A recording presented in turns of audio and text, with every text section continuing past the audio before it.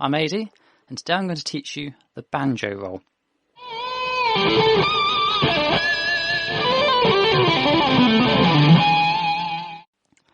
Now, if you're new to my channel, please make sure you check out some of my other guitar lessons. There's plenty of them on there now, and also hit that magic subscribe button. Today I'm going to introduce you to the banjo roll, for guitar of course. And I'm going to introduce it to you in different stages. So I'm going to show you the lick that I played in the intro, and I'll do that towards the end of the lesson, and I'll post a time somewhere if you want to skip forward and just learn the lick.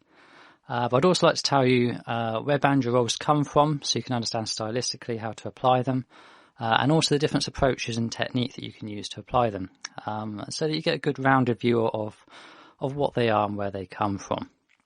So let's start off with what a banjo roll is. Banjo rolls is, of course, us trying to emulate a banjo sound on our guitars. Now, with the banjo, originally banjo was played as very much a background instrument.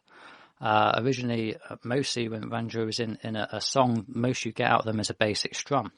And the other thing they did is also have a claw hammer technique for strumming, which is almost like I think it's introduced in Africa, but it's a very strict way of picking. It doesn't really give you any rolls. It's a very different style, and you get lots of bum diddy rhythms. If you study banjo, you'll be familiar with that.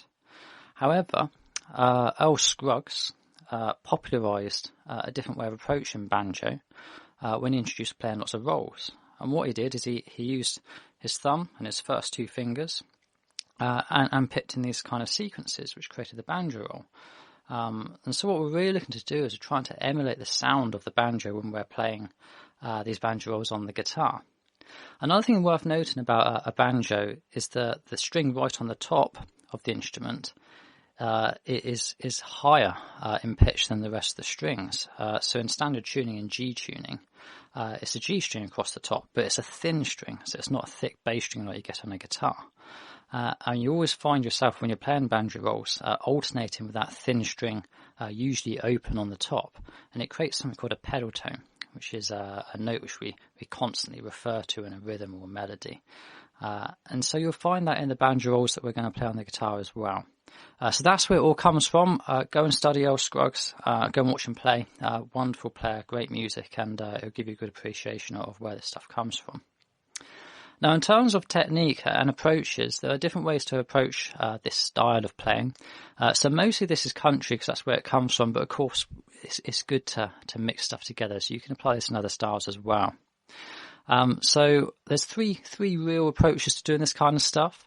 The first approach is hybrid picking, and that's what I used in the intro. So a good example of a hybrid player would be someone like Albert Lee.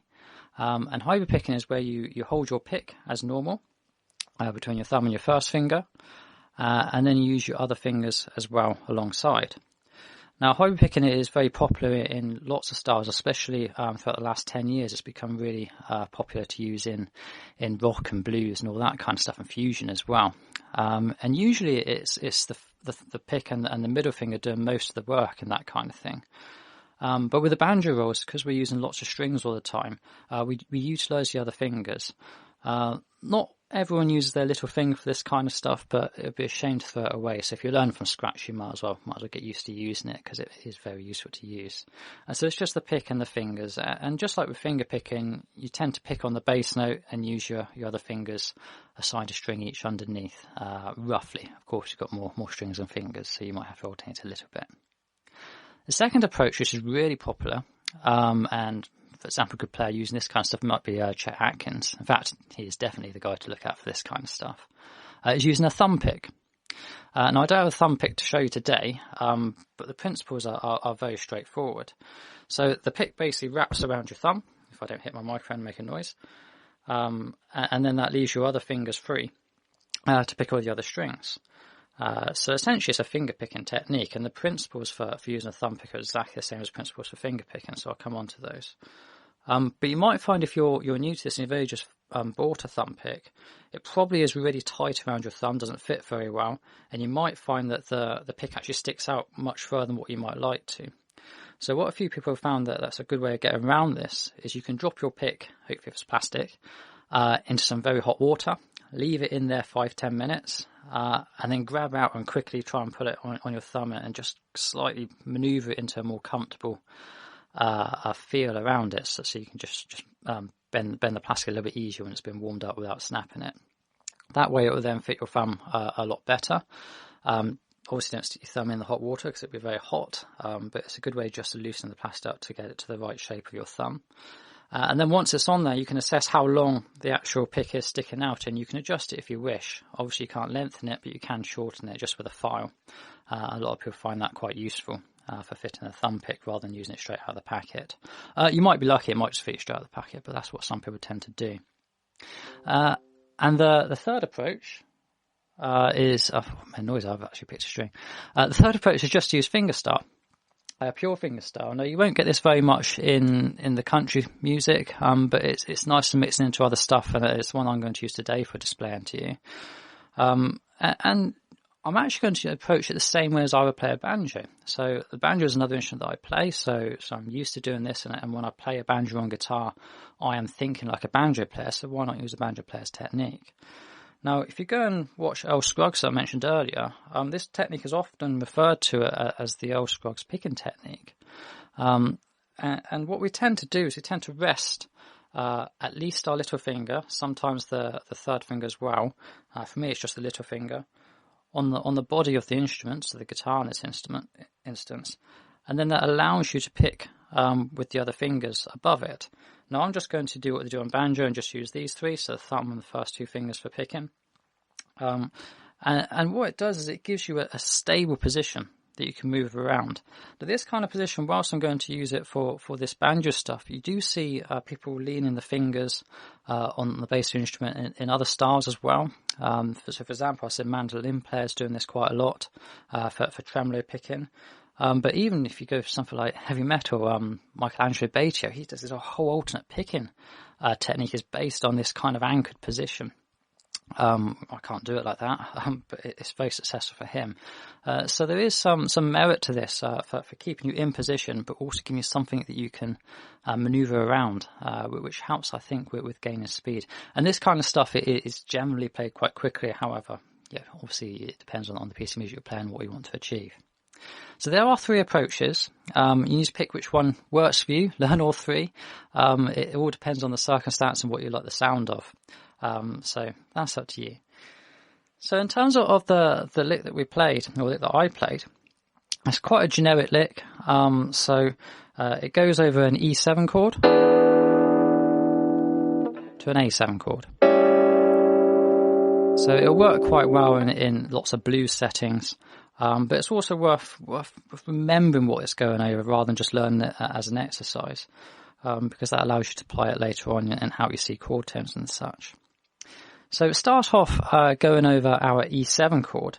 What I'd like you to do first off is just place your first finger on the 6th fret of the G string. Okay, now in relation to our E note, this is a major 6th note, but I'd like you to place that there. I'd also like you to place your little finger on the 9th fret on the B string. And I want you to arch your fingers so that it leaves the thin E string at the bottom open. And what we're going to do is we're going to hammer on from our first finger to our second finger on the G string. Okay, that's hammered on into a minor 7th interval. So straight away we're signaling that this is a minor 7th type chord. And bear in mind you'd have a bass player in the background probably playing that heavy E string at this point in time. But what we're going to do is we're going to do that twice, 2 hammer-ons. It's really common for a banjo roll to start with some sort of legato like this, especially on the banjo. So again, just can't try and bank these kind of ideas and approach this kind of stuff. And what you're going to do after your 2 hammer-ons is you're just going to pick the opening string at the bottom. So you get, okay, hammer on, and then pick that thin E string at the bottom, which is open. Okay. Now I'm using this with fingerstyle, so it'd be the same if you're using a thumb pick in terms of finger patterns and things. So it's the thumb on the note that we're hammering, on the G string, and I'm using the middle finger on that open E string at the bottom. So I've got one finger or thumb, if you like, per string. So that's the start. Then what I'm going to do is I'm just going to roll through the notes afterwards. So I'm going to go thumb on the G string, first finger on the B string, and then middle finger on the E string. Okay, and that's that's half of my roll, if you like. It's the whole pattern, but it's going to be repeated. So you've got the 2 hammer-ons, the E string open, and then just pick through each string. G string, B string, E string.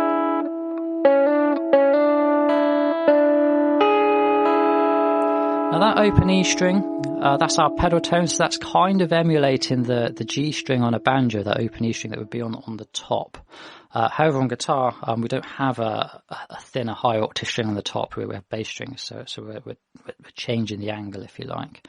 But again, that pedal tone is really common in this kind of style, so worth bearing in mind. Okay, so what we're going to do is do that twice.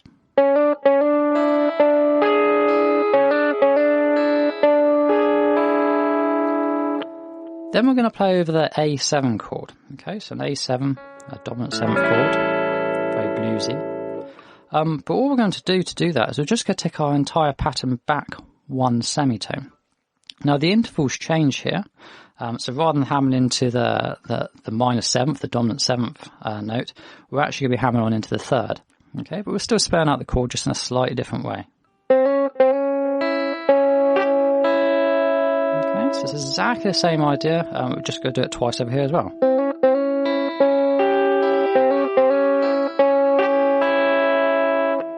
And that's the whole lick.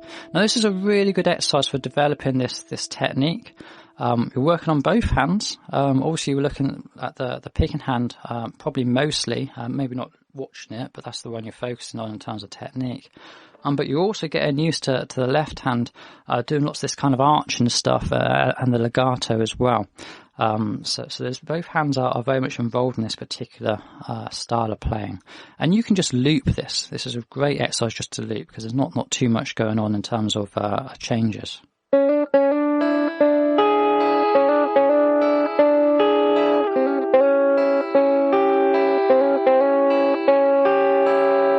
Just take it round and round and round. In terms of timing, I would suggest playing everything as a 16th note, which means that every single note is exactly the same length of time, and train yourself to a metronome. Now you'll need to pop this onto a reasonably a slow timing, so maybe start this off around kind of 60, just where you get used to where your fingers are. And once you kind of know the pattern, you can boost up to 80 and then kind of follow up there, depending on your prior experience and such. But getting good time with this is really important, because you need to really build on both hands being in really good sync for this kind of stuff. You can't just rely on a big vibrato to get away with stuff. I'm going to leave that there. So this is just an introduction to it. You can, of course, apply this to an actual banjo. It's exactly the same technique. You're just obviously moving the strings around in different positions. It's great to learn other instruments and apply them to different instruments themselves. But the banjo is very much a country technique, but country is in everything these days, so take it as you wish and do what you want to do with it.